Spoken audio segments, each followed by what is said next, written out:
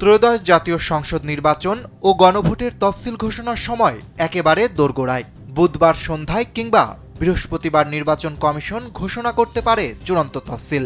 ঠিক এই মুহূর্তে অন্তর্বর্তী সরকারের দুই ছাত্র উপদেষ্টার পদত্যাগ ও ভবিষ্যৎ রাজনৈতিক গন্তব্য নিয়ে রাজনীতির অঙ্গনে সৃষ্টি হয়েছে কৌতূহল। অন্তর্বর্তী সরকারের স্থানীয় সরকার ও যুব ক্রীড়া উপদেষ্টা আসিফ মাহমুদ সজীব ভুঁইয়া যে কোনো সময় পদত্যাগ করতে পারেন, এমনটি প্রায় নিশ্চিত বলে তার ঘনিষ্ঠ একাধিক সূত্র কালবেলাকে জানিয়েছে। Japan Bangladesh joint venture company JBS holdings limited. তবে তথ্য ও সম্প্রচার মন্ত্রণালয়ের দায়িত্বে থাকা অন্য এক ছাত্র উপদেষ্টা মাহফুজ আলম এখনও সিদ্ধান্তহীন। তিনি উপদেষ্টা পরিষদে থাকতে চান কিনা সেটি এখন বড় প্রশ্ন। জুলাই আন্দোলনের সহযোদ্ধাদের গড়া জাতীয় নাগরিক পার্টি এনসিপিতে যোগ দিতে পারেন দুই ছাত্র উপদেষ্টা। এই আলোচনা বেশ জোরালো। দলে যুক্ত হলে তারা উচ্চ পর্যায়ের পদ চান, আর সে বিষয়ে আশ্বাসও মিলেছে। এমনকি তাদের জন্য আলাদা সম্মানজনক পদ তৈরির কথাও আলোচনায় আছে।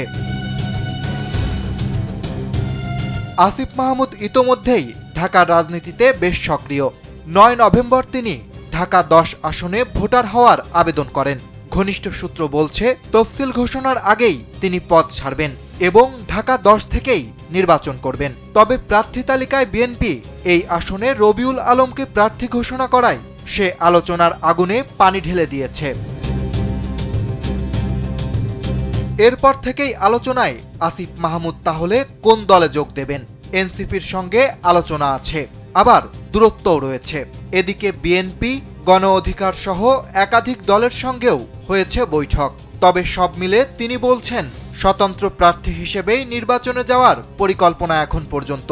আসিফের বাড়ি কুমিল্লার মুরাদনগরে। এই উপজেলা নিয়ে গঠিত কুমিল্লা 3 আসন। তবে তিনি এই আসন থেকে নির্বাচন করবেন না বলে আগেই জানিয়েছিলেন। অন্যদিকে তথ্য উপদেষ্টা মাহফুজ আলম এখনও সিদ্ধান্তে উপনীত হননি। পদত্যাগ করবেন নাকি নির্বাচন করবেন কিছুই চূড়ান্ত নয়। বরং শোনা যাচ্ছে উপদেষ্টা পরিষদে থাকার সম্ভাবনাই বেশি। লক্ষ্মীপুর 1 আসন থেকে তার নির্বাচনে নামার গুঞ্জন থাকলেও বিএনপি সেখানে ইতোমধ্যে মনোনয়ন দিয়েছে শাহাদাত হোসেন সেলিমকে। ফলে মাহফুজের জোটগত সমর্থন পাওয়ার সম্ভাবনাও কার্যত শেষ। এদিকে এনসিপির নীতি নির্ধারকরা বলছেন, দুই ছাত্র উপদেষ্টাকে নিয়ে এনসিপিতে আলোচনা চলছে। তারা বিদ্যমান কাঠামোয় যুক্ত হতে চান না। তাই হতে পারে সম্মানজনক নতুন পদ বা পরবর্তী কাউন্সিলের মাধ্যমে দলে টানার কৌশল। স্বতন্ত্র নির্বাচন করলেও তারা এনসিপিকে সমর্থন দেবেন এমন ইঙ্গিতও মিলেছে। অরিত্র বাসু, কালবেলা।